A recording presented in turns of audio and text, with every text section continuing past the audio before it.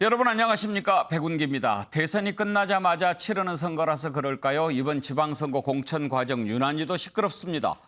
국민의힘은 강원도지사 후보를 단수 공천했다가 탈락 후보가 반발하자 다시 경선을 하기로 했는가 하면 민주당도 서울시장에 출마한 송영길 전 대표를 컷오프시켰다가 다시 경선에 참여시키기로 바꿨습니다. 선거는 국민에게 표를 달라고 하는 건데 지금 하는 걸 보면 과연 정당들이 국민을 보고 있는 건가 이런 의심이 들 정도입니다. 뉴스와이드 지방선거 출마자들을 차례로 만나보고 있는데요. 오늘은 민주당 경기지사 예비후보 염태영 전 수원시장 만나보겠습니다. 어서 오십시오. 예, 안녕하세요. 반갑습니다. 오랜만에 뵙네요. 예, 반갑습니다. 예. 지금 민주당의 경기지사 후보는 네 분으로 이제 일단 경선 후보가 넷입니다. 압축이 됐죠. 예. 그럼 이제 경선을 하게 될 텐데 예, 절차가 어떻게 됩니까? 내일부터 4일간 아, 본 경선이 시작됩니다. 예. 그래서 카톡이나 문자로 내일부터 시작되고요.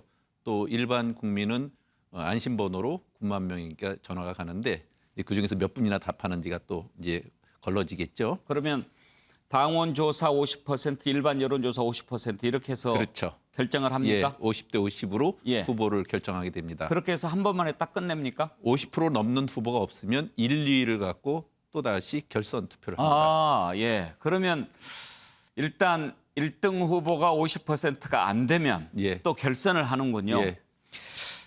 지금 오늘 나오신다고 그래서 여론조사를 좀 살펴봤더니 네 분 가운데 김동연 전 부총리가 현재는 좀 가장 높은 것 같고 그리고 이제 안민석 의원, 염태영 시장 두 분이 좀 비슷하고 예, 붙어 있고요. 조정식 의원이 좀 이제 낮고 이렇게 예. 됐더라고요. 예. 그러면 만약에 그냥 현실적으로 얘기하겠습니다. 예. 김동연 전 부총리가 1차에서 50%가 안 되면 예. 나머지 세 분 가운데 한 분이 2등을 했을 때 예. 우리 좀 몰아주자 이런 얘기 있습니까? 뭐 후보 단일화 얘기는 그동안 쭉 해왔고요. 예. 속마음까지 같은지는 모르지만 아마 이제 겉으로는 적어도 민주당의 정체성을 지켜온 사람이기 때문에 우리가 함께 가야 되지 않냐 이런 명분을 분명히 갖고 있습니다. 예. 굴러온 돌이다 이런 생각을 나머지 세 분은 갖고 계실 거 아닙니까? 기본적으로 지난주 토요일 날 합당 절차를 통해서 입당했으니까 며칠 안 됐죠. 그뿐만 아니라 이제 민주당의 정체성과 정책 노선 예. 그동안 보여줬던 여러 가지 행동 또 발언 이런 거 보면 민주당으로 색채를 입히기가 조금 어려운 부분이 있었죠. 예. 직접 이렇게 얘기도 들어보고 그러면은 이 사람은 정말 민주당 후보 맞나 이런 생각 들 정도입니까? 예, 이를테면 그동안 이제 발언해 놓은 것들이 전 국민 재난지원금을 민주당에서 많이 이제 주장할 때만 해도 포퓰리즘으로 굉장히 공격을 많이 했죠. 예. 보편적 복지에 대해서도 상당히 부정적이었죠. 뭐 그동안 또 민주당에 대해서도 험한 말도 좀 했죠. 예. 그리고 본인은 이제 민주당과 다른 다당제를 하겠다고 그랬었잖아요. 그래서 정치 교체를 하겠다고 그랬는데 예. 결국은 합당하면서 그런 모습이 싹 없어졌죠. 그러니까 본인이 민주당이 되기 위해서는 뼛속까지 그 민주당스러운 게 있어야 되고 민주당 DNA가 있어야 된다 하는 예. 생각인데 그런 부분에서는 아무래도 지금 의혹을 받게 되는 것이 사실이지 않습니까? 현실적으로 한 가지만 더 여쭤보겠습니다. 만약에 예. 이제 우리 염 시장께서 1등으로 50%가 넘으면 제일 좋겠지만 예. 그렇게 안 되고 만약에 2등이 됐다. 예. 그리고 1등 후보가 50%가 안 됐다. 예. 그러면 다른 후보들에게 단일화를 제안할 용의가 있으십니까? 예, 물론 그렇고요. 아마 누가 되더라도 그렇게 할 겁니다.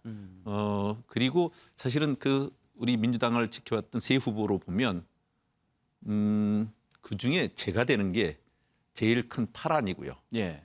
이번 지방선거의 돌풍의 핵이 될 겁니다. 저는 처음부터 끝까지 지방자치 현장에서 잔뼈가 굵고 그 안에서 실력을 쌓아왔지 않습니까?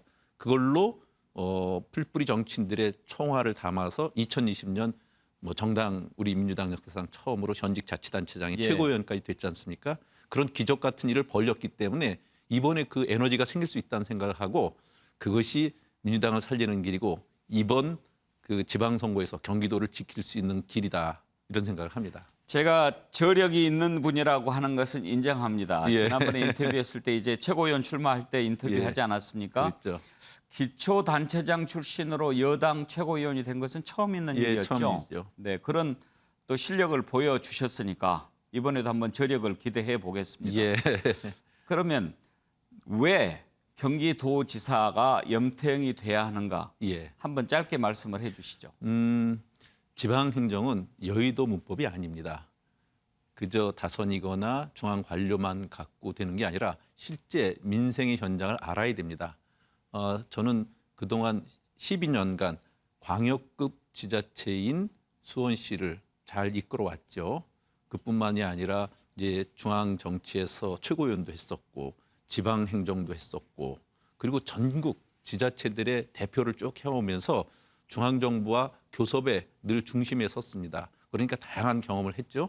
뿐만 아니라 지금 이제 감염병 사태로 너무 극심한 고통을 겪지 않습니까? 코로나, 메르스 같은 이런 그 감염병 사태에서 최전선에서 야전 사령관을 했던 경험은 굉장히 중요합니다.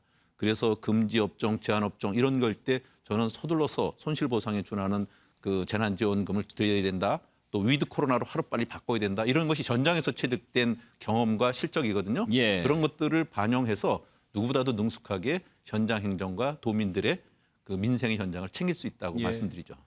공감이 가는 말씀입니다. 요즘에 예. 지방선거 이렇게 그 치러지는 과정 그리고 공천하는 과정을 보면 정말 풀뿌리 민주주의라고 하는 지방선거 본래 취지를 정당들이 제대로 살리고 있는가 그런 의심이 들 때가 많이 있습니다. 실제로 지금 이번에 나온 그 여야의 경기도지사 후보를 보면 대선 끝에 그 지명도 갖고 벼랑간 경기도로 주소지를 이전시킨 네. 분들이에요.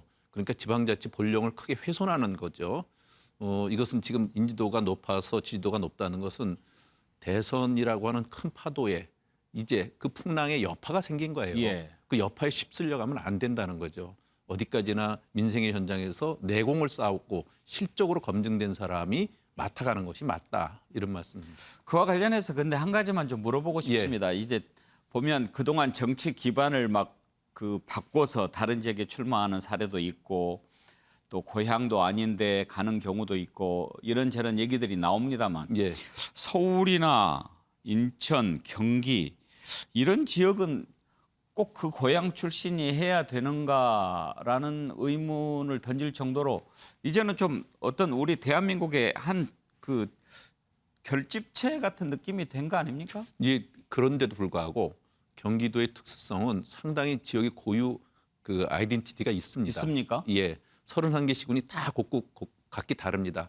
제가 지명도가 높고 일을 잘했다고 해서 하루아침에 그 등록 전날 용인으로 이전해서 용인시장으로 나온 다음 용인 사람들이 절대 인정하지 않습니다. 그것이 기본 정서가 있는 겁니다. 그리고 그렇게 커가는 것이 지방자치입니다. 그러니까 그 안에서 도민이면 도민, 시민이면 시민과 몸으로 부딪히고 예. 같이 정서적 교감을 나누고 애환을 같이 알고 또 현장을 속속들이 알고 이런 것이 그 수장이 될 수 있는 기본 자질이 되는 거죠. 경기도 뭐 이제 수원시장 오래 하셨고 또 경기도지사 준비를 오래 하셨으니까 여러 가지 내가 지사가 되면 해보고 싶은 일들이 많으실 텐데 경기도지사가 되시면 가장 먼저 해결해야 될 첫 번째 과제로 뭘 꼽으시겠습니까? 이제 경기도민들 중에서 가장 애로를 겪고 있는 게 뭔가 이렇게 쭉 저희가 예. 조사를 해보면 첫 번째가 부동산 가격 상승으로 인한 주택 문제입니다. 두 번째가 교통 예. 문제, 세 번째가 아이들 보육과 교육 문제 뭐 이런 식으로 나옵니다. 예, 예. 그러니까 그때 주택 지금 이제 한국의 주택 문제가 이를테면 중앙 정부의 획일적 분양 방식 그 한번 잡으면 로또가 되니까 모든 사람들이 거기에 그 로또처럼 청약에 빠지게 되잖아요. 예. 근데 그게 얼마나 어렵습니까? 특히 청년 무주택자에게 근데 뭐 정말 하늘의 별따기죠. 그런 것 때문에 저는 이제 저희 경기도에 맞는 경기도형 하이브리드 주택 이런 공약을 예. 이미 발표한 바 있습니다. 이제까지 분양이면 분양, 임대면 임대 이렇게 딱 나눠져 있지 않습니까? 근데 젊은이들이 돈이 없을 때 그걸 신청하기도 어렵고 또 한 번 신청하려면 한 번 일생에 한 번 되기 어려우니까 가장 부가가치가 많이 생기는 거로 몰릴 수밖에 없죠. 그런데 처음에는 임대로 들어갔다가 적은 평수로 들어갔다가 좀 살면서 여유가 생기면 나머지를 한꺼번에 받고 분양을 받고 살다가 또 아이가 생기고 가족이 늘어나면 그것은 다시 돌려주고 다음 자기가 적합한 것으로 또 도전할 수 있게 하는 예. 유연성을 갖는 게 예. 필요하거든요. 그런 정책을 만들었습니다. 경기도형 하이브리드 정책. 그래서 이를테면 다음 임기 4년 동안 경기도에 80만 호 주택을 공급한다 그러면 그중에 25만 호가 공공형 주택이고 예. 그중에 반인 12만 5천 호를 하이브리드 주택으로 공급하겠다. 이런 정책도 만들었는데 매력적이네요. 예, 정책이 부각되지 않고요. 지금 완전히 묻히고 있습니다. 그렇습니다. 정말 정책 대결하는 거 보고 싶은데 예. 이런 좋은 아이디어를 정책 대결을 안 하면 언제 들을 수 있겠습니까? 그렇죠. 사실 경기도 같은 경우에는 직장은 서울에 있어도 예.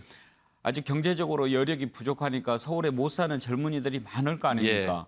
그런 젊은이들한테는 참 맞춤형 공약이 될 것 같으네요. 예. 예. 이제 교통 정책만 하더라도 이제 경기도 안에 많은 신도시들을 만드는데 서울의 베드타운처럼 아파트만 공급하지 않습니까? 그러니까 수도 서울로 다 모여야 되니까 방사형 교통망만 발달을 해야 되고 그러다 보니까 교통체증이 워낙 심각해서 출퇴근해서 가장 고통받는 사람들이 경기도입니다.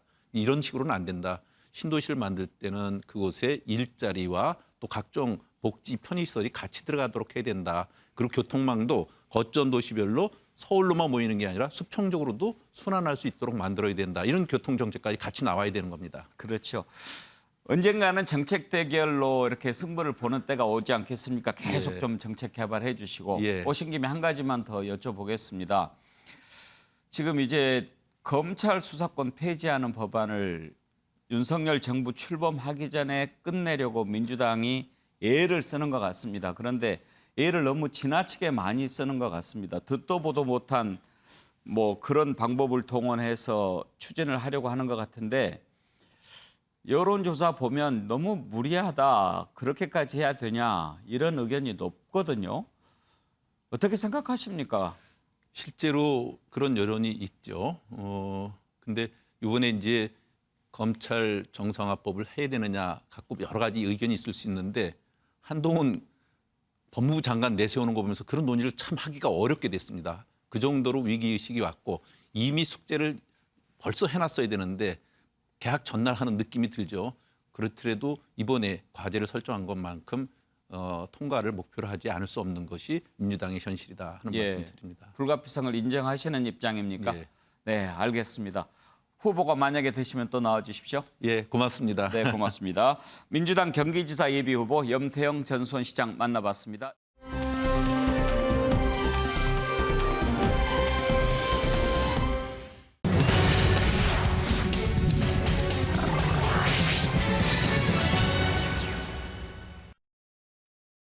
제 아들로 하여금 수일 내로 공신력 있는 병원에서 다시 검사를 받도록 하겠습니다. 검사를 받을 때에는 과거의 MRI 영상과 진료 기록 등도 함께 가지고 갈 것입니다. 이렇게 해서 제 아들이 진정 척추 질환이 있는지, 당시 진단이 적절했는지 검증을 받겠습니다. 혹시나 진료 현장의 의료진이나 환자분들에게 불편이 생길 수 있어 검사의 일시나 병원을 미리 알려드리지는 못합니다. 양해해 주시기 바랍니다. 검사를 받고 나면 진단서 등 그 결과를 제출하겠습니다. 공개하겠습니다. 정호영 후보자는 아들이 의료기관에 공개 검사를 받고 바로 결과를 공개하겠다고 했습니다. 아들 병역 의혹에 대해 셀프 검증하겠다고 하시는데 국민들은 셀프 검증의 결과를 신뢰하지 못합니다. 국민들이 궁금해하시는 것은 현재 아들의 척추 상태가 아닌 2015년 4급 병역 판정 시의 척추 상태입니다. 더 이상 동문서답으로 논점 흐리기 하지 마십시오. 지금의 상태 결과가 2015년 척추 상태를 대신할 수는 없습니다.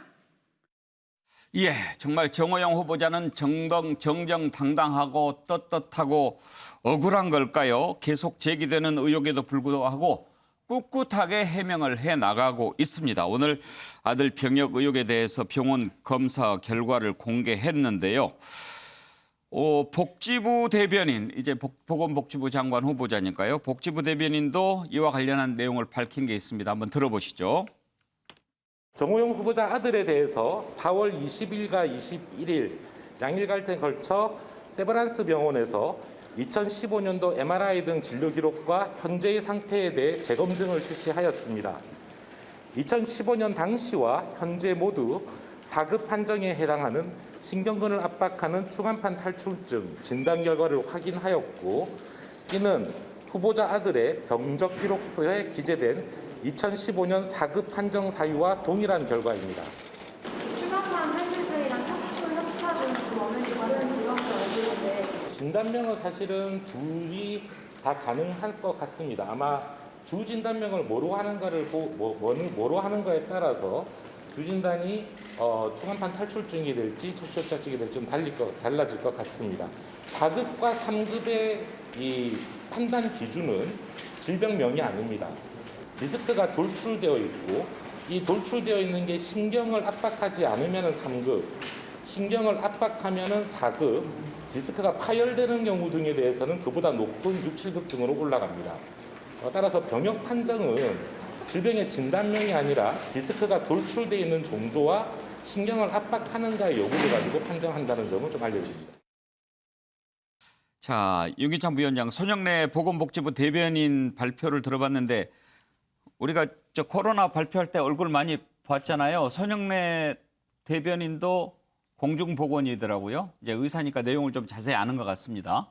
그러니까 아마 의대를 나온 것 같아요. 예, 예. 그 이후에 진로를 이제 공무원 쪽으로 해왔지만 의학적 지식은 좀 많이 갖고 있어요. 공중보건이래요. 아, 그러니까 네네. 의사인 거죠. 그런데 지금 좀 국민들이 궁금해할 것 같아가지고 보건복지부 대변인이 지금 장관 말고 장관 후보자에 관련된 것도 이렇게 발표하고 그럴 수 있나요? 뭐 가능할 것으로 보여져요. 예. 왜냐하면 어쨌든 보건복지부 안에 이 청문회 준비단이 차려지기 때문에. 예. 그 일을 하고 있겠군요. 이제 그동안에 계속 정호영 후보자가 해명을 이렇게 하는데 민주당에서 주장하는 것은 지금 상태가 궁금한 게 아니고 당시 상태를 알 수 있게 MRI를 공개해라. 그랬는데 방금 보니까 공개하겠다고 하네요. 근데 신 의원님 말씀을 제가 이해를 못 하겠는 게 지금 그 해당 병원에다가 그 신체에 대해서 MRI 찍고 예. 그다음에 이제 신경학적 검사도 다 했다는 거예요. 그러니까 그건 현재 상태겠죠. 예. 그다음에 2015년도에 그 촬영했던 MRI 등을 주고 다시 판독을 의뢰했다는 거예요. 그러니까 2015년도에도 이미 그 당시에도 그 해당 판독을 해보니까 4급 판정 사유가 있었던 것이고 지금 현재 신체에도 4급 판정 사유가 있었다. 예. 이 두 개를 다 얘기를 한 거거든요. 그러니까 신 의원님 저 말씀은 조금 저는 사실관계를 좀 잘못 알고 나오신 게 아닌가 싶고 말씀은 뭐냐면 이걸 공개하라는 것이거든요. 기존에 예. 2015년도에 MRI 그 사진을 공개하라는 것인데 저것은 사실 좀 무리한 요구예요. 왜냐하면 각 당이 추천한 의료인한테 판정해보라고 줄 수는 있다는 거예요. 그런데 저걸 일반에 공개할 수가 없는 게 예전에 우리가 박원순 전 시장 예. 때 그 아들님 때문에 사실 고소고발이 난무했어요. 이게 이 한 사진을 보고 뭔가를 알 수 있는 게 아니거든요. 영상의학적 소견을 가진 전문가적 어떤 지식을 가진 분이 이걸 판정하는 거기 때문에 이것은 일반적인 사진하고 다른 거라서 일반인한테 공개하라는 저 의도가 사실은 이제 청문회 준비하고 맞지 않는 거예요. 박원순 시장 때 일은 김영주 의원이 누구보다 잘 아실 것 같은데 그때도 아들 병역 문제 가지고 아주 공세가 심했었죠. 그렇습니다. 이제 그때도 여러 가지 어떤 다시 한번 그 재검증을 하고 뭐 그렇습니다만은 결과적으로 너무 이제 정치 공세화되다 보니까 실질적인 상황과 상관없이 계속적으로 그것을 뭐 말하자면 사보타지 하듯이 여러 가지 어떤 그런 얘기들이 있었던데 사실은 뭐 지내놓고 보면 사실은 그런 부분이 너무 과하지 않았나 그렇게 생각이 듭니다. 예. 지금 정호영 후보자 해명에 대해서는 어떻게 생각하십니까? 그렇습니다. 이제 실제적으로 이제 처음에 우리가 얘기했을 때는 병원에 봉사활동했던 시점에서 저런 사급 판정이 나왔기 때문에 그 시점이 겹치는데 과연 봉사활동을 할 수 있었나 환자 이송과 같은 일들을 하기에는 무리가 아니었나 그런 어떤 모순적인 측면이 있었기 때문에 예. 조금 더 들여다보고 문제제기를 하고 의혹을 가지는데 만약 지금처럼 만약 정확하게 그 당시에 MRI라든지 CT라든지 뭐 엑스레이라든지 이런 기록들이 남겨져 있고 공개하지 않은 비공개적인 측면에서 뭐 청문회에서 뭐 그것이 뭐 검증된다거나 혹은 제3의 어떤 전문의들을 통해서 소견서를 다시 한번 청취할 수 있는 기회가 된다면 이 문제는 조금 더 쉽게 해명될 수 있지 않겠나 그렇게 생각이 듭니다. 지금 병역 문제는 그렇다 치고 또 의혹이 하나 둘이 아닙니다. 당장 아들과 딸의 경북대 의대 편입학 관련 의혹인데요. 이때 정호영 후보자 아들의 편입학 전형을 관리하던 평가위원장이 다름 아닌 정 후보자의 의대 1년 선배였다고 합니다. 이런 부분들도 지금 논란이 되고 있고 그때 최소 3번 이상 그 평가위원장을 정 후보자가 만났다는 사실도 드러났다. 이렇게 지금 보도가 되고 있는데 이와 관련해서 정호영 후보자는 나는 심사위원장이 누군지도 모른다. 그렇게 얘기를 하고 있습니다. 관련된 내용들 한번 들어볼까요? 최근 5년간 10개의 국립의과대학 학사 편입생들의 부모 현황을 확인하였습니다. 이 중 의대 편입 학생의 부모가 같은 의대 교수인 사례는 총 8명. 그중 2 자녀의 학생을 부모 의대에 편입시킨 경우는 정호영 후보자의 딸과 아들이 유일합니다. 부모 찬스를 활용하는 데에도 독보적인 장관 후보자입니다. 오늘 아침 정호영 후보자는 국민 눈높이가 도덕, 윤리 잣대라면 한 점 부끄럼 없다고 밝혔습니다. 후보자가 한 점 부끄럼이 없다면 그 부끄러움은 국민의 몫인 겁니까? 국민의 눈높이를 말씀하셨는데 그 눈높이라는 것이 도덕과 윤리의 잣대라면은 저는 거기로부터도 떳떳할 수 있다고 말씀드릴 수 있습니다. 국힘 내부에서는 자진 사퇴 이야기가 조금씩 나오고 있다는데 혹시 생각은 없으신가요? 제가 말씀드렸죠.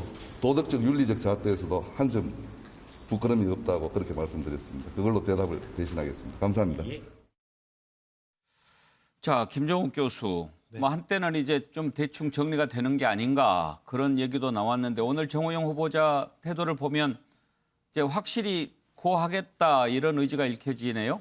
제가 볼 때는 해명된 거라고 하는 게 저는 하나도 없다고 생각을 하는데 이제 본인이 그 MRI 이런 걸 해서 한 것을 제외하고는 뭐 지금 국민들이 확인할 수 있는 방법은 하나도 없고 여전히 의혹들은 꽤 많이 남아 있는 거죠. 근데 본인이 거기에 대해서 뭐 불법은 없었으나 뭐 국민의 눈높이가 도덕과 윤리의 잣대라면 본인이 떳떳하다 그렇게 말씀하시면 지금까지 제기한 언론사, 방송사의 의혹 제기들, 그다음에 민주당의 문제 제기들, 또 국민의힘 내부에서조차 자진 사퇴를 갖다가 요구하는 흐름들, 뭐 이런 다음에 국민의 분노 이런 건 다 거짓이라고 얘기하는 건지 모르겠고요.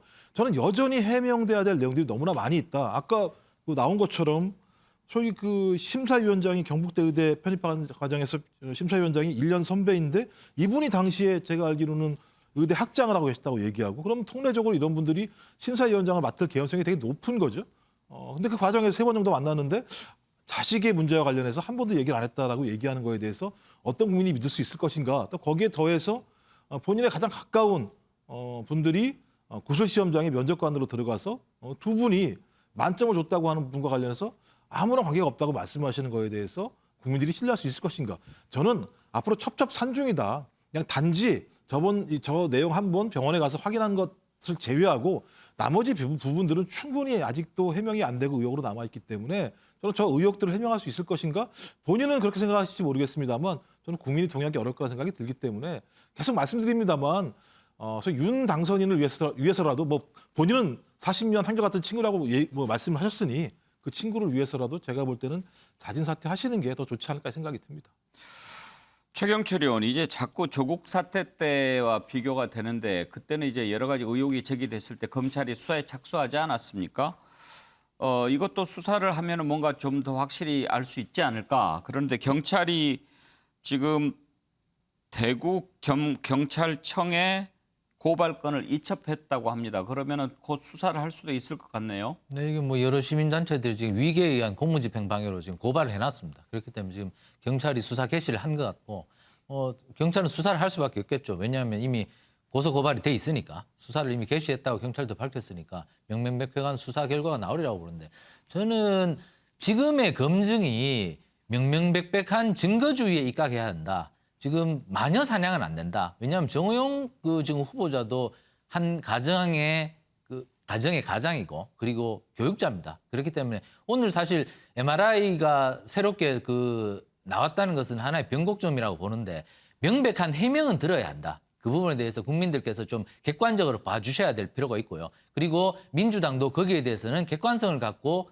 좀 보편적으로 접근할 필요가 있다. 그런데 지금 국민적 정서적으로 제가 볼 때 그 두 자녀를 자신이 재직하던 학교에 보낸 사례는 정호영 후보자가 유일하기 때문에 이 부분은 국민들께서 조금 납득하시기가 좀 정서적으로 어려울 거라고 저는 봅니다. 왜냐하면 우리나라 교육 시스템에 대해서 국민들께서 신뢰가 높질 않습니다. 그렇기 때문에 저희가 수능을 치죠. 객관식 시험을 칩니다. 왜냐하면 구술 시험이나 면접 점수를 하면은 도저히 객관성이 담보가 되지 않기 때문에 입시에 대해서 국민들께서 너무나 색안경을 끼고 보신다. 그 부분에 대해서도 정 후보자께서 국민의 정서를 좀 알 필요가 있다. 그러니까 정 후보자께서 좀 장고를 하셔서 자기가 증거주의에 의해서 명명백백하게 밝혀낼 것은 밝혀내고 하지만 국민의 정서는 이러한 것이다. 이러한 부분도 아마 종합적으로 좀 검토를 해보신다면 아마 정호영 후보자가 지혜로운 결정을 조만간 내리지지 않을까 저는 이렇게 예측을 해봅니다. 그래요. 윤기찬 부위원장, 국민의힘 내부 분위기가 좀 어떻습니까? 궁금한데요.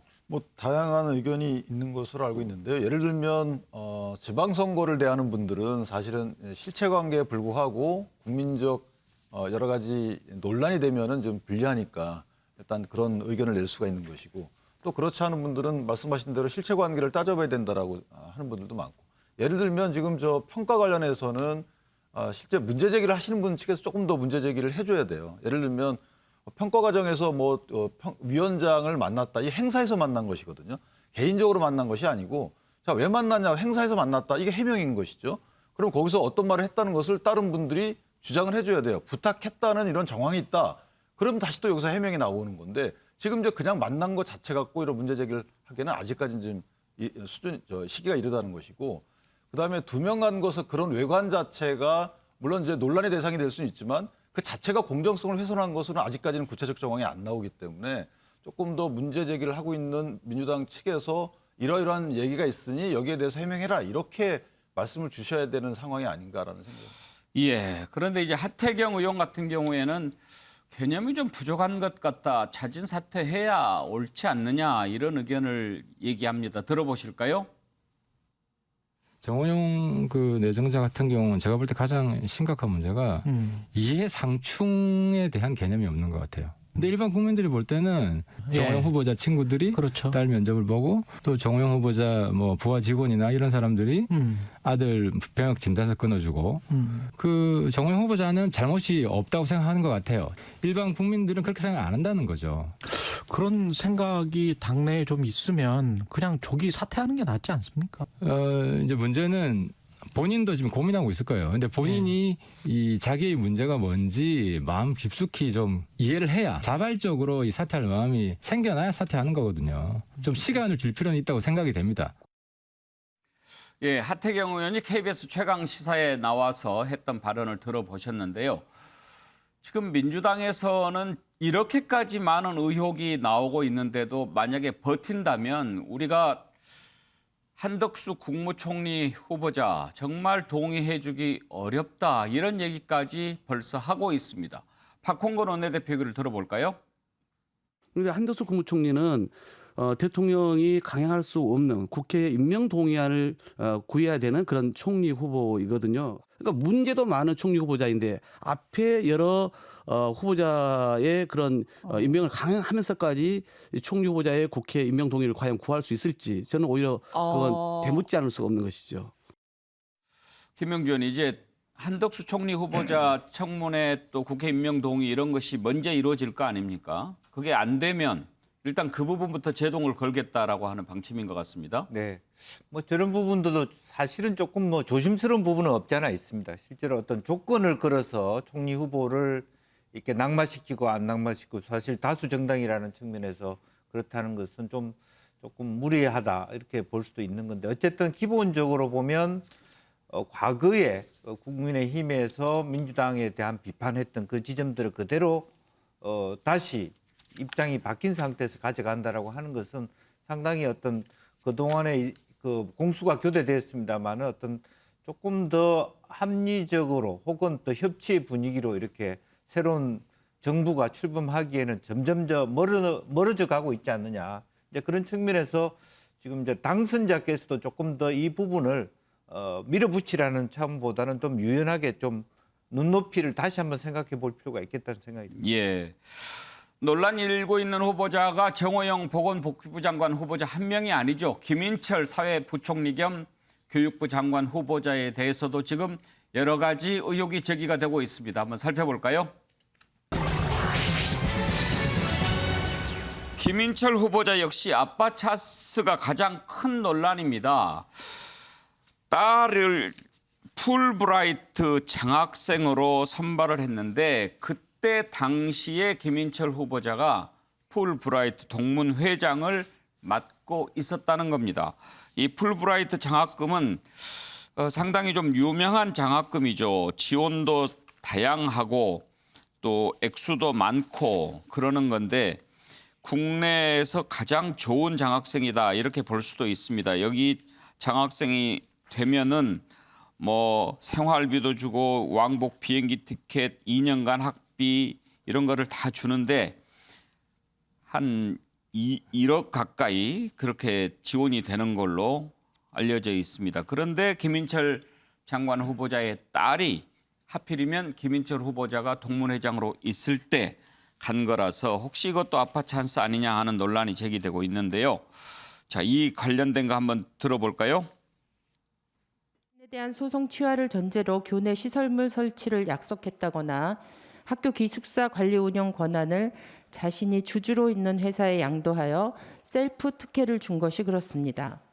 그에 더해 김 후보자가 한국 풀브라이트 동문 회장일 때 자녀가 경쟁률 높기로 유명한 풀브라이트 장학 프로그램에 합격해 2년간 장학 혜택을 받아 논란이 되고 있습니다. 김 후보자가 동문 회장으로서 부적절한 영향을 미친 것 아닌지 의심스럽습니다. 또한 우리 교육 고질적 문제가 사학 비리인데 비리가 어느 정도 상존한다 하더라도 사립학교에 대한 재정을 지원해야 한다는 후보자의 국회 공청회 발언은 당시 가히 충격적이었습니다. 교육부 장관이 되면 윤석열 정부 교육 정책은 비리 사학에 날개를 달아주게 될 것이 불을 보듯 뻔합니다. 김종욱 교수, 풀브라이트 장학금 어떤 거죠? 그러니까 예를 들면 이제 풀브라이트라고 하는 것이 이제 한국 미국 정부가 공동으로 출연을 해가지고 풀브라이트라고 하는 분을 이제 기념하는 식을 통해서 이제 장학금을 전달해주는 내용인데 이게 보니까는 경쟁률이 6대1 정도 된다고 하고 말씀하신 것처럼 거의 1년에 한 5천만 원 정도에 상응하는 거기 때문에 저런 장학금을 받기가 쉽지 않은 상황인 거죠. 근데 이제 하필이면 그 장학금을 주고 있는 그 동문 회장에 지금 김인철 후보자가 있다라고 하는 측면들 때문에 정호영 후보자와 마찬가지로 아빠 찬스 아니냐 이런 논란이 있는 거라는 생각이 드는 것이고요. 저분 같은 경우는 좀 사실 확인을 해봐야 되겠습니다. 그러니까 공정한 경쟁을 통해서 뽑혔다고 한다면 누가 뭐라고 얘기하겠습니까? 하지만 아까 하태경 의원이 얘기했던 것처럼 이해상충 부분이 분명히 있는 거죠. 저런 상황이라고 얘기한다면 저기와 관련된 충분한 사실관계들을 증명을 해야 되는데 제가 볼 때 저분과 관련해서 증명할 수 있을 것인가? 이 장학금 지원과 관련해서 좀 내부에서 어떤 규정과 근거를 가지고 진행이 되는지는 정확히 알 수 없습니다만 그 내부 같은 경우도 말이 많지 않았겠어요? 그 회장을 맡고 있는 분의 딸이 소위 2번에 걸쳐서 적어도 1억 원 상당의 장학금을 받고 유학생활을 했다라고 얘기하면 그분과 관련해서 상세한 설명을 하지 않게 되면 정호영 후보자 마찬가지로 정호영 후보자가 경북대 병원에 주요 보직을 하고 있을 때 아들, 딸 모두가 편입한 것과 마찬가지로 이런 상황들이 벌어질 수밖에 없기 때문에 저는 정호영 후보자 문제 때문에 가렸던 부분들이 이제 등장한 거다라는 생각이 드는 것이고요. 마찬가지입니다만 명확한 이 사실관계를 입증할 필요가 있어요. 딸이 그 과정에서 아무런 문제가 없이 장학금을 받을 만한 기준이 있었다라고 하는 부분에 대해서 만약에 제대로 사실관계를 제시하지 못한다고 얘기한다면 저는 정호영 후보 시즌2가 될 수밖에 없는 상황인 거고 또 특히 더 큰 문제는 저분이 교육부 장관이 되실 분이라고 얘기한다면 저분이 추진하고 있는 교육정책과 관련해서 또 장학정책과 관련해서 신뢰할 수 있겠는가라고 하는 근본적인 질문을 국민들이 할 수밖에 없기 때문에 여기에 대해서는 제가 볼 때 상세한 설명이 그리고 증빙이 필요하다고 생각을 합니다. 최경철 의원 이런 글을 봤어요. 윤석열 당선인이 서울대학교를 다닐 때 장학금을 이렇게 신청을 하려고 하니까 윤석열 당선인의 아버지께서 너는 좀 형편이 되는데 그 장학금 형편이 어려운 애들이 받도록 너는 신청을 안 해야 옳지 않느냐 해서 신청을 안 했다. 그런 기사를 봤는데 사실 저런 위치에 있으면 딸이 이렇게 신청을 했을 때 그런 식으로 좀 말리는 게 더 교육자다운 태도 아니었을까 싶기도 네, 해요. 그렇습니다. 그런 아쉬움도 있고 옛날 선비들이 말씀하셨던 것처럼 오이밭에서 신발끈을 고쳐매지 말고 그리고 자두나무 아래에서 갓끈을 고쳐매지 말라. 그건 결국에 오해받을 행동을 해서는 안 된다는 거죠. 그러니까 풀브라이트 장학재단의 뭐 동문회장을 하신 분이 풀브라이트 장학재단에 딸이 어플라이를 하도록 놔둔 것 자체가 조금 오해를 살 만한 충분히 소지가 있습니다. 이게 굉장히 국민적으로 볼 때, 국민 일반 정서적으로 볼 때 그것은 상식과 조금 떨어진 것이다. 이렇게 볼 수밖에 없는데 그러나 이것은 제가 아까도 말씀드렸다시피 증거에 의해서 밝혀내야 됩니다. 이게 한국과 미국이 동시에 출연한 그 장학재단이기 때문에 미국의 심사가 분명히 있습니다. 그렇기 때문에 미국 사람들이 사실 굉장히 합리적이고 이렇기 때문에 이 뭐 설사 동문회장이 있다고 해도 그런 분들한테 그런 청탁을 받거나 그런 영향력을 받지 않으려고 이것이 일반적인 상식인데 어쨌든 후보자께서는 납득할 만한 설명을 하셔야 된다. 그리고 국민 정서와는 이미 동떨어진 것이다. 그렇기 때문에 거기에 대해서는 굉장히 유감을 표시할 필요가 있다. 그리고 분명한 증거주의에 의해서 납득할 만한 A부터 Z까지 설명을 하시는 게 국민에게 제대로 대한 태도이고 자세다 이렇게 볼 수 있겠습니다. 윤기찬 부위원장, 지금 이 부분도 이제 아빠 찬스다 이런 것과 자꾸 연결이 되기 때문에 더 논란이 되는 거 아니겠습니까? 그러니까 뭐 책임의식이 조금 더 아까 말씀하신 대로 아예 신청하지 못하도록 했으면 좋겠다. 이런 그 시각에 대해서는 동의합니다. 그거는 이제 아쉬움이죠. 그런데 예를 들어서 이해 충돌이냐 이런 부분은 사실 아직까지 동의하기 어려운 부분입니다. 예를 들어서 그 회장이 심사 과정에 어느 정도 영향을 미쳤다 그러면 그거는 이해 충돌이고 안 되는 것이죠. 예. 그리고 회장 자체가 심사 과정에 미칠 수 있는 권한을 갖고 있으면 딸이 신청하면 안 되는 건 맞습니다.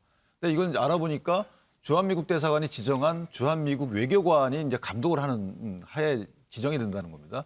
따라서 지정 절차나 심사 절차에 만약에 문제가 있다 그러면 그런 구체적인 정황을 제시하고 이러이러한 정황에 비춰볼 때 이것은 이해 충돌 내지 부적절했다라고 조금 더 구체적인 문제 제기를 해야 되는 상황이다. 그렇게 되면 거기에 대해서 후보자가 해명을 해서 그 해명이 만약에 국민적 공감을 못 얻으면 그러면 이제 문제가 되는 것이죠. 그러나 아직까지는 이런 외관만 갖고는 조금 이해충돌 사유로 삼기에는 좀 부족하다라고 생각합니다. 예. 그런데 김영주 의원, 네. 지난번 조국 사태 때도 그렇고 지금 이제 정호영 후보자, 김인철 후보자 이런 데서 국민들이 좀 불편을 넘어서 분노하는 것은 그런 것 아닐까 싶어요. 가진 자들의 끝없는 탐욕이라고 할까요? 그러니까 좀 베풀고 양보하고 그럴 만한 지위에 있는 사람들이 어떤 방법을 써서라도 내 자식만은 어떻게 좀 좋은 데를 해야 되고 이런 그 욕심 네. 이런 것들이 좀 없는 사람 없을까요? 글쎄요, 지금 이제 오히려 이제 그 보건복지부 장관 후보자도 국민 눈높이에 뭐 흠결이 없다 이렇게 얘기하지만 그게 더 국민들을 절망하게 할 겁니다. 이제는 합법적으로 아무 문제가 안 되도록 서로가 아름아름으로 조국 장관도 마찬가지로 단국대 의대 교수가 논문 쓰게 해주고 뭐 1급 무슨 저자로 올리고 하는 것들은 서로 한 번씩 도와주는 그런 시기는 서로 아무 문제가 없으면 합법적이고 다 넘어갈 수 있는 시대가 왔다라고 하는 것은 풀브라이트 장학금도 마찬가지입니다. 예를 들면 그 정보가 얼마나 일반인들에게 공유되겠습니까? 미국에 유학 가고 싶은 사람이 얼마나 많겠습니까? 그러니까 6대1이라고 하면 한 20명이면 120명 이상이 지원을 했을 텐데 그런 면에서 본인도 이제 동문회장이라면 장학금 수혜를 이미 받았다는 거 아니겠습니까? 그러면 부의 대물림의 현상일 수도 있는 겁니다. 끼리끼리 정보를 공유하면서 자기네들끼리 해내고 또 뭐 한미 관계를 통해서 공식적으로 그게 어떤 점수에 어떤 개입을 하지 않다 하더라도 아름아름하고 한국에서는 그래도 동문회장의 어떤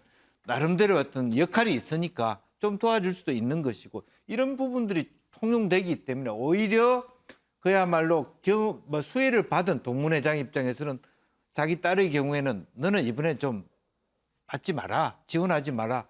이제 그렇게 하는 것이 우리 사회가 정말 어떤 그 지식인 사회라든지 상류 사회라는 것이 국민에게 존중받을 수 있는, 존경받을 수 있는 시대로 가는 것이죠. 김인철 후보자를 둘러싼 논란은 지금 이거 풀브라이트 장학금 딸 받게 한 것 이것만이 아닙니다. 성폭력 가해 교수를 옹호하는 탄원서를 제출한 바가 있는데 외대 처장단 명의로요. 여기에 본인이 참여한 그런 의혹이 있습니다. 그런데 이와 관련해서 나는 당시에 교무처장이 아니라서 내 이름이 없을 것이다 이렇게 해명을 했는데 그 해명이 거짓인 것으로 드러나고 있습니다. 왜냐하면 그 기간에 교무처장을 하고 있었기 때문이죠. 그런가 하면 또 학생들과 여러 가지로 또 부딪히는 그런 측면도 보이는데 학점을 이렇게 또 교수로 있으면서 골프 선수에게 한 번도 제대로 수업도 참석하지 않고 그랬던 학생한테 A+를 준 거죠. 이거 줘도 되느냐 그런 의혹도 있었고요. 학생들과 이렇게 조금 다툼이 있었던 장면 한번 보시죠. 김인철은? 내가 네 친구야? 내가 네 친구냐고? 자네 뭐라고 그랬어 지금? 김인철은? 이 학생 이름 써놓으세요. 지금 제가 얘기하는 부분이 선행이 돼야 된다고 말씀드리는 겁니다. 가만히 있어라고 말씀하는 얘기는 내가 얘기를 하니까 조용히 있으라는 얘기예요. 그러니까 반말로 그렇게 말씀하시는 게 지금 잘하시는 일이십니까? 일단 저의 반말에 답변 따라서 할 수도 있는 거지. 중학생 회장으로 대하십시오. 그 참 정말 괜히 감정 상하는 그런 행동 하시지 말라고. 내가 학생 회장한테 지금 싸우려고 이러는 거예요? 반말을 할 수도 있는 거지. 왜 반말하면 안 돼요? 어떻게 사람이 회의를 함에 있어서 무슨 경직되는 행동만 할 수가 있는 거예요? 지금 내 행동에 대해서 왜 시비를 거는 거예요? 자, 김종욱 교수, 이제 그 제기된 몇 가지 의혹들을 보면 거짓말을 했다는 부분, 이 부분이 조금 그 가장 큰 문제를 삼고 있는 부분인 것 같습니다. 예, 그렇습니다. 뭐 말씀하신 성폭력 교수 옹호 탄원서에 참여를 했는데 이제 보직 교수들이 다 참여했다는 거 아니겠습니까? 예. 근데 본인은 그때는 그 보직이 안 했다고 얘기했었는데 나중에 확인해 보니까 이미 그 당시에 보직 교수이셨다는 얘기를 한 거죠. 교육의 가장 기본이 뭐겠습니까? 인성을 제대로 길러서 좋은 민주시민을 만드는 건데 일단 이렇게 교육부 장관 후보자가 거짓말을 한다는 것 자체가 교육부 장관 후보자로서의 기본적인 요건이 되는가? 이 문제뿐만 아니라 또 말씀하신 것처럼 저희 학점 이 아까 말씀하신 거 그 학생 같은 경우 제가 볼 때 골프 선수라고 제가 얘기를 듣고 있는데 나중에 교육부에서 감사를 해가지고 아마 학점을 박탈한 걸로 알고 있어요. 예. 학점을 준 거죠. 그렇다면 자기 재량권을 넘어가는 방식으로 특정 학생에게 이익을 줬다라고 하는 측면들이 분명히 있는 것이고요. 뭐 그 외에도 소위 그 장기 근속자 포상을 했는데 이 포상을 받은 분 같은 경우가 소위 청희롱의 문제와 관련해서 강내 처벌을 받았던 분인데 그 처벌받은 지 1년도 안 된 상황에서 포상 규정까지 어기면서 이렇게 예를 들면 포상을 했다라고 하는 이런 여러 가지 정황을 봤을 때 이분이 교육부 장관 교육부의 수장이 돼서 교육 정책을 추진했을 때 학생들이 또는 학교라고 하는 공동체에 참여하고 있는 이해 당사자들이 이분의 어떤 정책적 방향과 내용에 대해서 동의할 수 있을 것인가 생각이 많이 들기 때문에 저는 이 부분은 제가 해명은 아니라고요. 아까 방송에 나온 내용들만 보더라도 저렇게 학생들을 대하시는 분이 교육부 장관으로서 정책을 추진하게 되면 학부모들이나 이런 분들이 학생들을 학교에 맡길 수 있겠습니까? 참 제가 볼 때는 왜 저런 분을 인수위에서 저런 검증은 어떻게 했는지 모르겠습니다만 저렇게 교육부 장관 후보자로 만들어서 저런 방송이 이런 프로그램에 나오게 해서 듣게 하는지 저는 인수위 검증 과정에 상당히 큰 문제가 있었다는 부분들을 저는 방송을 통해서도 확인된다고 생각이 듭니다. 윤기찬 부위원장, 이제 이 밖에도 뭐 여러 후보자들에 대해서 이런저런 의혹들이 제기가 되는데 인수위가 검증을 제대로 했느냐 이런 비판이 좀 나오긴 합니다. 네, 그런 비판이 많이 있는데 아마 인수위 측에서는 검증의 한계를 얘기를 하고 있어요. 뭐 예를 들어서 어떤 점을 발견하고서도 이걸 감수하겠다라고 한 이런 측면이 아니고 아직까지는 이제 국가 시스템 전부를 활용할 수 없는 검증 방법이기 때문에 본인들이 써내는 것에 치중해서 검증을 하다 보니까 조금 부족한 부분이 없잖아 있는 것 같고요. 지금 이제 김인철 후보자의 경우에는 이제 통솔력 부분은 조금 저도 좀 문제가 있다고 봅니다. 학교의 최고 책임자인데 학생회장 등 학교 구성원에 대해서는 조금 더 설득하는 모습을 보였으면 어땠을까라는 생각이 들고 다만 성폭력 교수 탄원서 이 부분은 조금 설명이 필요한 부분인 것이 인권위에서 아마 외국 그 대학 측에다가 시정 권고 명령을 내렸나 봅니다. 이것이 불복해서 행정소송을 하는 과정에서 집단적으로 탄원서를 쓴 것이지 성폭력 교수의 성폭력 행위에 대해서 아마 옹호하는 내용은 아니었던 것으로 보여요. 예. 그 부분은 좀 설명했습니다. 최경철 의원, 이렇게 장관 후보자를 두고 이런저런 얘기가 계속 나오는 게 검증이 부족해서 그런 걸까요? 아니면은 추천을 잘못해서 그런 걸까요? 제가 인수위 검증을 담당했던 분들한테 얘기를 들어보니까 이번에도 문재인 정부 5년 동안 있었던 것과 똑같이 장관을 하려고 하는 사람이 정말 없더라. 어허허. 예, 그렇게 들었습니다. 지금 사실 지금 이 정부가 사실 비서실장 인선하는데도 비서실장을 안 하려고 하는 사람이 워낙 많아서 사람 구하는데 애먹었다는 얘기를 제가 들었거든요. 그만큼 우리 사회가 국민들이 원하는 눈높이에 맞을 만한 사람이 어떻게 보면 굉장히 부족하다는 것과도 맞닿아 있다. 비서실장은 청문회도 안 하는데. 그런데도 불구하고 안 하려고 했던 분들이 그렇게 많았답니다.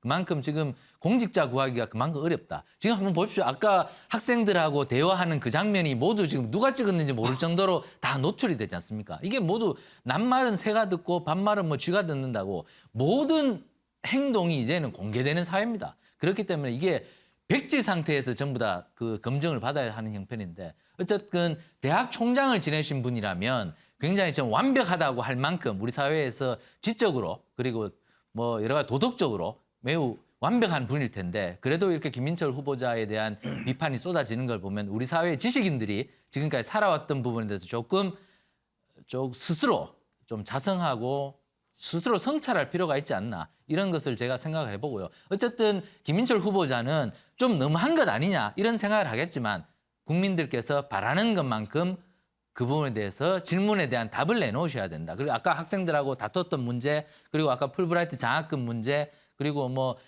성추행 연루 의혹이 된 교수님한테 순금을 주고 그리고 자기가 어떤 사인을 한 문제 탄원서에 사인한 문제 이런 부분에 대해서 조금 객관적으로 검증에 대한 칼날을 피해가지 마시고 좀 제대로 해명할 필요가 있다고 생각합니다. 예. 뉴스아이디의 소크라테스 김영주 의원한테 한번 물어보고 싶은데요. 네. 우리 사회 윤리의식이 낮아진 겁니까? 기준이 높아진 겁니까? 사람이 없는 겁니까? 아니면 사람을 잘 못 찾은 겁니까? 저는 그렇게 생각합니다. 우리나라 대통령 선거에서 정당이 무슨 역할을 하느냐를 물어볼 때입니다. 후보가 누구냐에 따라 되고 난 다음에 장관이 누가 될지 생각해 보는 시대로 가면 안 됩니다. 외국처럼 우리 정당이 집권을 하게 되면 국방부 장관은 누구, 교육부 장관은 누군가를 먼저 공표하는 시점이 돼야 됩니다. 문재인 정부는 사실은 인수위 없이 바로 출발했기 때문에 바로 어려움이 있었습니다. 지금은 인수위가 있음에도 불구하고 검증 자체도 못하고 갑니다. 바로 당선되는 순간 왕이 돼버립니다. 이 사람 어떤가 물어보면 이 사람 빡빡하던데 그런 얘기 못하는. 그러니까 지금 이 문제는 여야 모두가 앞으로 대선에서는 그 정당이 미리 후보가 누가 되든 간에 그 정당의 후보가 누가 되든 간에 후보 각각 캐비넷의 후보들을 미리 내는 그런 식으로 바뀌지 않는 순간 계속 이런 것이 반복될 수밖에 없다. 그런 것이 문제입니다. 네, 귀담아 들을 지적인 것 같습니다. 다음으로 넘어가죠.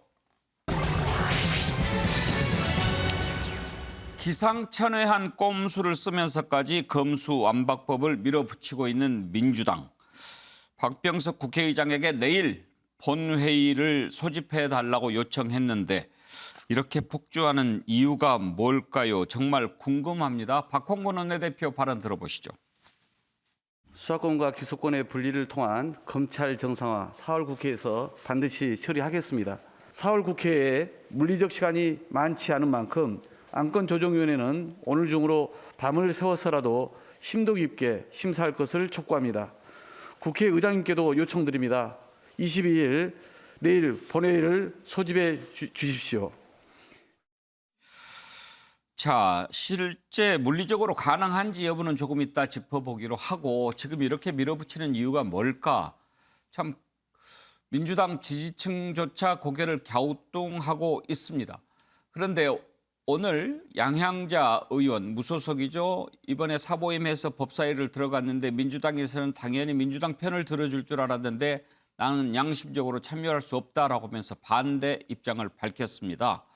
그래서 또 내놓은 수가 바로 민영배 의원을 탈당시켜서 본인이 탈당했는지는 모르겠습니다만 무소속이 된 거지요. 그런데 양향자 의원이 오늘 한 신문과의 인터뷰에서 이런 얘기를 들었다. 검수완박을 처리하지 않으면 문재인 청와대 사람 20명이 감옥 갈 수 있다는 말도 들었다. 이렇게 폭로했습니다.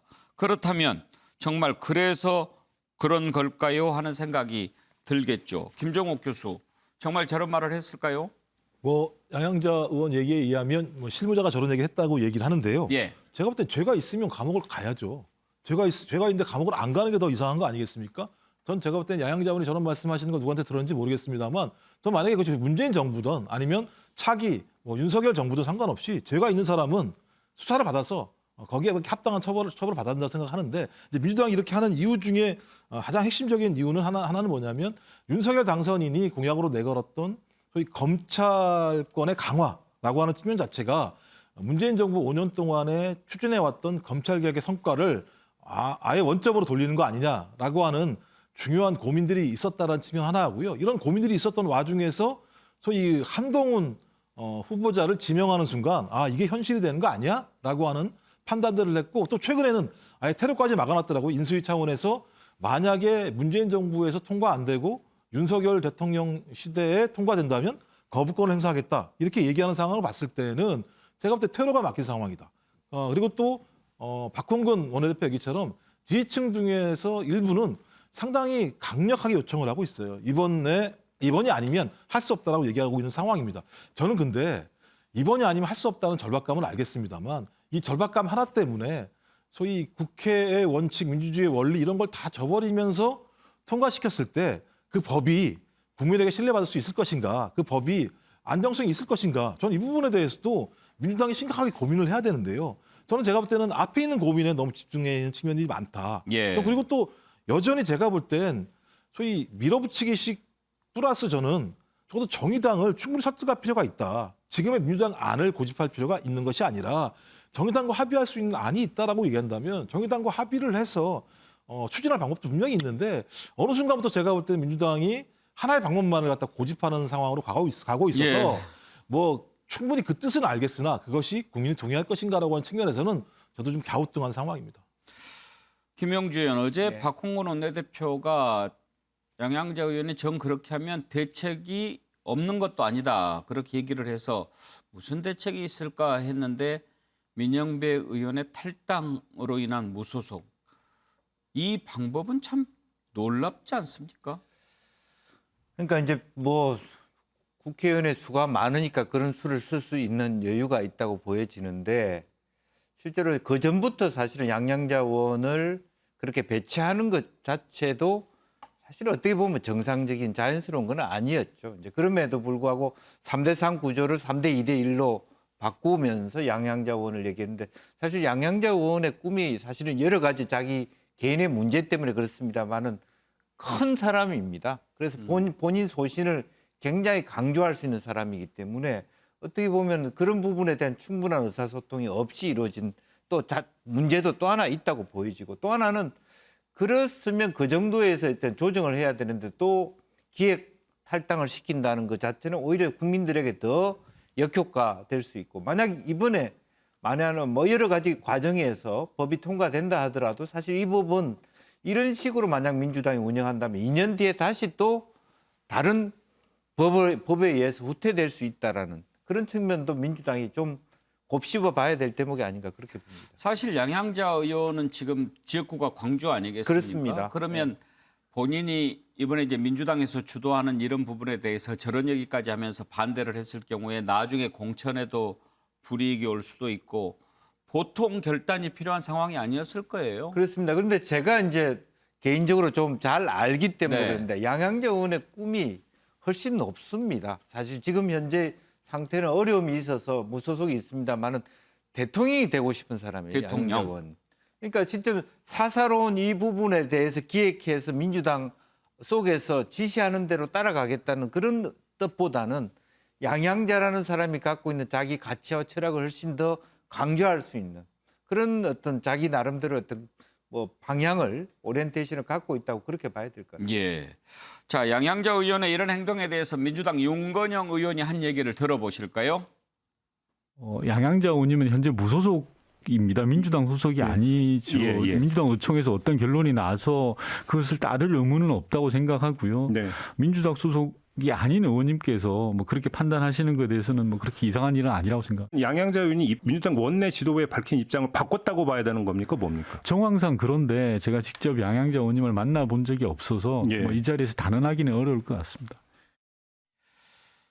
양양자 의원은 이제 무소속이니까 그렇다고 치고 민주당 내부에서도 이렇게까지 해야 되느냐 걱정하는 목소리가 나오고 있습니다. 조홍천 의원 얘기를 한번 들어보실까요? 절차적 정당성이 없으면 민주주의가 무너진단 말이 있습니다. 뭐 좀 두렵습니다, 사실. 국민들의 시선이. 위성정당에 대해서 대선 기간 중에 이재명 후보가 뭐 몇 번 사과하고 반성했지 않습니까? 근데 얼마 됐다고 탈당까지 무리수를 또 이렇게 감행하는지 국민들이 뭐라고 생각하실지 좀 두렵습니다. 윤기찬 부위원장 보시기에 지금 민주당에서 저렇게 강하게 여러 우려에도 불구하고 밀어붙이는 가장 큰 이유가 뭐인 것 같습니까? 일단 국민을 위해서 하는 것 같지는 않아요. 왜냐하면 지금 국민을 위해서 한다 그러면 이미 1년간의 수사권 조정 이후에 드러난 여러 가지 문제점들 이것들을 보완하는 입법을 하셔야 되는데 지금 그게 아니거든요. 왜냐하면 지금 힘 있는 사람들을 수사하려면 검찰에 힘이 생겨야 돼요. 그것이 검찰의 정상화지 힘 있는 사람들을 수사한다고 해서 검찰에 힘을 빼는 것이 그게 검찰의 정상화가 아니잖아요.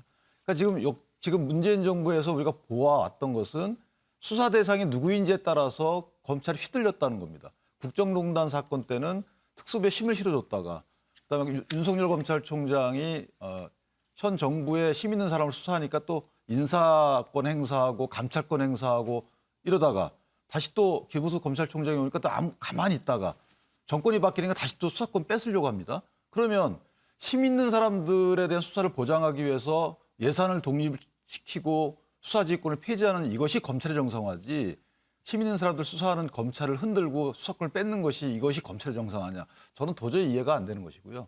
따라서 이번 이 입법 시도는 절차적으로도 아까 말씀하신 대로 문제가 있는 것이고 내용상에도 또 31개법에 이미 검찰의 수사권이 을 전제로 한 법령이 있어요. 31개입니다. 이것도 안 고치고 검찰 수사권만 뺏겠다는 거 아니겠어요? 그럼 31개 법령에 따라서 국민이 피해를 입을 이런 거 전혀 고려하지 않는다는 겁니다. 그러니까 방법의 정당성도 없고 입법 목적의 정당성도 없고 아무런 정당성이 없어요. 일부 정파의 이익에 부합하는 이런 입법 추구는 저는 정말 상상할 수도 없는 것이지만 여기에 관여하신 분들은 책임을 져야 할 것입니다. 최경철 의원, 옛날에 원내 교섭단체 만들어야 돼서 의원을 꽂은 일은 있었어요. 그런데 이렇게 위장 탈당은 별로 못 본 것 같아요. 네, 뭐 정당이라는 것은요 민주주의 학교입니다. 그리고 민주주의 거울입니다. 거울이요. 제가 얼굴에 거울을 비쳤는데 장동건이 나오면 이거 거울이 아니죠. 그러니까 민주주의 학교라면 또 제대로 된 진리를 보여주는 것이 정당이죠. 그렇다면 거짓이지 않습니까? 지금 민영배 의원이요. 사실 제가 청와대 출입할 때 이분이 자치분권 비서관을 했습니다. 네. 사실 검수완박 제가 볼 때는 잘 모르시는 분이에요. 자치분권에 대해서 가장 많이 아시는 분입니다. 민영배 의원이. 그러니까 자기 전공도 또 떨쳐버리고 다른 걸 지금 또 하고 계시는 거예요. 꼼수를 쓰면서. 좀 매우 자치분권에 대해서 가장 강조점을 두면서 말씀하셨던 분이 갑자기 이런 모습이 보일 때 조금 충격적입니다. 그러니까 이게 정당의 본연의 모습을 보여주지 못하고 정말 다른 길로 자꾸 가셔버리면 이것은 정말 민주당이 뭔가 감추는 것이 있는가, 뭔가 두려운 것이 있는가 이것을 보여주는 거거든요. 민주당이 왜 두려워하는가에 대해서 그러면 자꾸 사람들이 생각하지 않습니까? 지금 최근에 그 문재인 정부 때 있었던 발전자회사 강제 해임 이 건에 대해서 검찰이 강제 수사에 들어갔습니다. 그것 때문에 지금 민주당이 두려워한다. 이거를 또 얘기하는 사람이 있는 거예요. 그렇다면 쓸데없는 의혹만 자꾸 증폭시키는 겁니다. 이 사안에 대해서 이렇게 간다면 저는 민주당이 이번에 이렇게 보여주는 것은 정말 제대로 된 정당으로서 조금 실망스러운 부분이 아닌가. 예. 지금이라도 유턴을 좀 하셔야 될 것 같습니다. 그런데 김영주 의원 정말 궁금한 게 하나 있어요. 지금 이제 대선 끝난 지 얼마 안 됐고 지방선거를 치르기 때문에 당초 구도는 무조건 민주당이 불리한 구도이기는 했습니다. 그런데 지금 이제 인사검증이 제대로 됐는가 해서 여러 가지 의혹들이 막 제기가 되고 있고 새 정부 기대를 걸 만한가 이런 의심들이 생기잖아요. 그러면 이번 지방선거에서 민주당이 좀 해볼 만하다는 생각을 가질 수도 있을 것 같은데 지금 이렇게 국민들이 비판하고 있는 검수완박을 밀어붙이고 있으니 도대체 지방선거를 치르겠다는 마음이 있는 건가 이렇게 궁금해하는 국민들이 많아요. 그렇습니다. 제가 안타깝게 생각하는 건 두 가지입니다. 그러니까 성실하게 이 법에 대해서 정말 다 알고 전체 민주당의 의원들, 구성원들이 움직이고 있는가. 잘 모르면 잘 알려고 노력하고 있는가. 문제점이 뭔가를 제대로 인식하고 있는가 하는 거고. 두 번째는 정말 충분한 수직적, 수평적 소통을 하고 있는가. 정말 한편으로 보면 인수위 여러 가지 후보자들의 자질 검증이나 이런 것들이 오히려 검수완박의 부분만 없다 그러면 훨씬 더 한번 이 결과적으로 지난 대선도 아주 박빙으로 이렇게 선거를 치른 거 아닙니까? 그 뭐 여러 가지 뭐 대통령 취임 이후에 바로 한 달도 안 된 선거라서 역대적으로 매우 불리한 건 압니다만은 최선을 다해서 새로운 모습으로 반성하면서 더 성실하게 새로운 모습을 보여주면 조금 더 나은 성과를 낼 수도 있을 텐데 실제로 똑같이 말하면 국민에게 무리수를 가져다 주는 그래서 우리에게 민주당에 가져올 수 있는 기회조차도 스스로 외면하는 듯한 모습을 보이고 있어서 매우 안타깝다라는 생각이 들고요. 또 실제적으로 경선 과정에 있어서도 합리적이지 못하다. 이건 과연 누가 컨트롤하고 있는지조차도 서로 모르고 있는 상태에 와 있는 거 아닌가. 저는 그런 의심을 거둘 수가 없습니다. 그런데 이 법사위를 통과한다고 하더라도 지금 박병석 국회의장의 협조나 결단이 없으면 물리적으로 새 정부 출범 전에 통과시키기는 사실상 불가능한 실정입니다. 그러면 박병석 의장은 과연 어떤 선택을 할까요? 그 부분이 가장 궁금합니다. 지금 미국 순방 일정을 취소하고 본회의를 맡게 됐는데 과연 어떻게 할까요? 김종욱 교수 전망 한번 해보시죠. 뭐 제가 볼 때는 박병석 국회의장이 이 중대한 사안과 관련해서 순방을 떠나버리게 되면 책임하다는 얘기를 들을 수밖에 없는 거죠. 그러니까 있는다고 하든 나간다고 하든 이 문제에 대해서 책임을 지지 않는 모습은 아마 국회의장 마무리 자체에 대한 예를 들면 불명예일 수 있다는 생각이 들어서 저는 오시게 되면 중재를 할 거라고 봐요. 이 사안과 관련해서 중재할 수 있는 사안이 무엇이 있을 것인가. 저는 그래서 각 당 의원 대표하는 원내대표들을 불러서 여기에 대해서 좀 의논을 하면서 중재할 수 있는 안들을 만들어 와 봐라라고 얘기하겠지만 대부분 중재는 안 될 거예요.